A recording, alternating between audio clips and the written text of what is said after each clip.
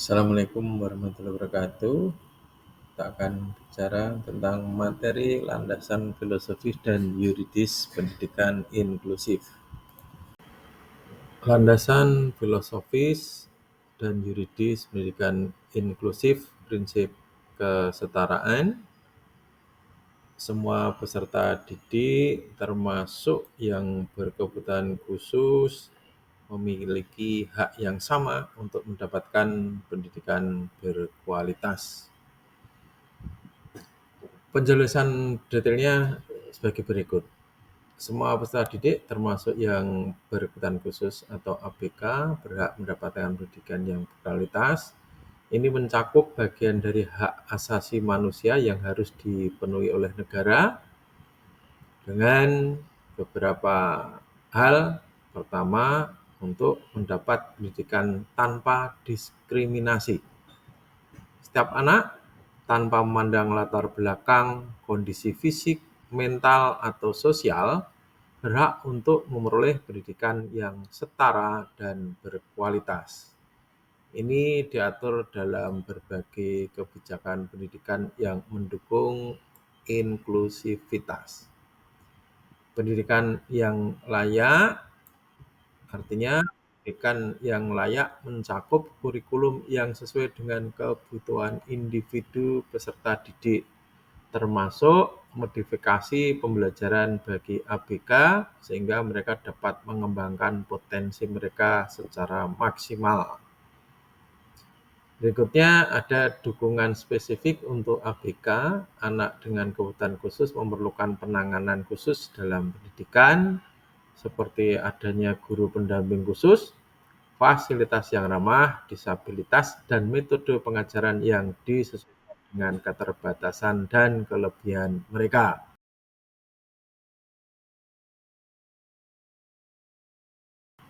Landasan yuridis Undang-Undang Nomor 8 Tahun 2016 tentang penyandang disabilitas. Undang-Undang Nomor 8 Tahun 2016 tentang penyandang disabilitas memberikan perlindungan hak-hak penyandang disabilitas, termasuk akses terhadap pendidikan inklusif. Beberapa poin utama terkait hak pendidikan dalam undang-undang ini adalah: yang pertama, hak atas pendidikan bermutu. Penyandang disabilitas memiliki hak untuk mendapatkan pendidikan yang berkualitas di semua jenjang pendidikan, baik formal maupun informal, tanpa diskriminasi. Yang kedua, jaminan dari pemerintah, baik pemerintah pusat dan pemerintah daerah, wajib menjamin ketersediaan fasilitas dan layanan pendidikan inklusif bagi penyandang disabilitas, memastikan aksesibilitas serta partisipasi penuh dalam lingkungan pendidikan. Menghapus hambatan undang-undang ini menekankan penghapusan segala hambatan, baik fisik maupun sosial, yang dapat menghalangi penyandang disabilitas dalam mengakses pendidikan. Ini termasuk menyediakan sarana dan prasarana yang ramah disabilitas.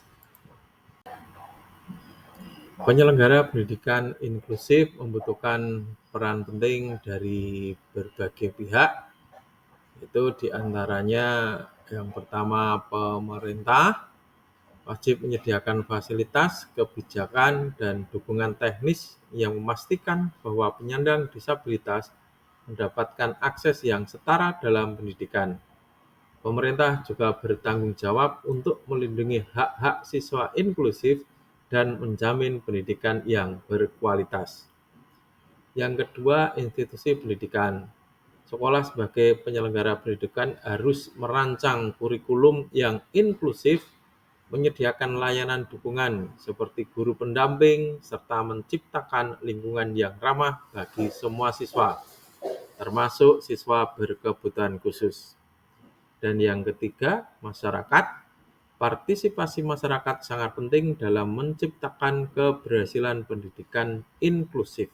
Masyarakat berperan dalam memberikan dukungan sosial, budaya, dan moral untuk membantu integrasi siswa berkebutuhan khusus di lingkungan sekolah. Pemerintah, institusi, dan masyarakat memiliki kewajiban untuk menciptakan lingkungan yang ramah dan dapat diakses oleh penyandang disabilitas. Kewajiban ini menyangkut beberapa hal.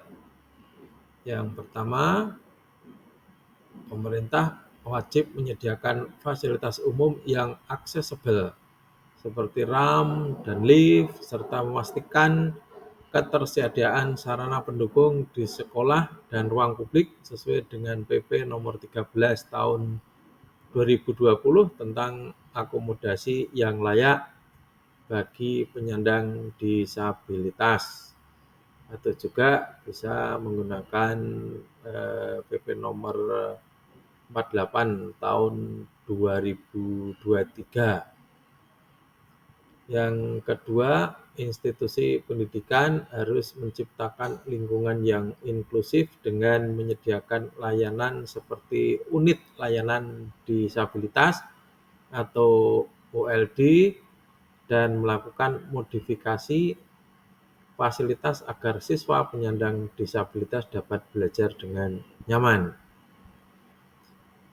Ketiga, masyarakat berperan penting dalam memahami, menghormati, dan mendukung penyandang disabilitas melalui sikap yang adil serta memberikan akses yang sama kepada semua orang di berbagai tempat publik dan sosial.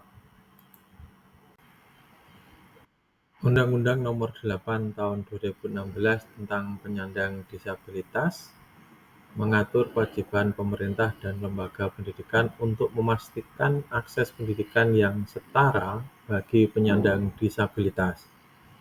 Penerapan undang-undang ini di berbagai lembaga pendidikan dilakukan dengan menyediakan fasilitas yang ramah disabilitas, menyiapkan tenaga pengajar yang kompeten, serta menciptakan lingkungan yang inklusif.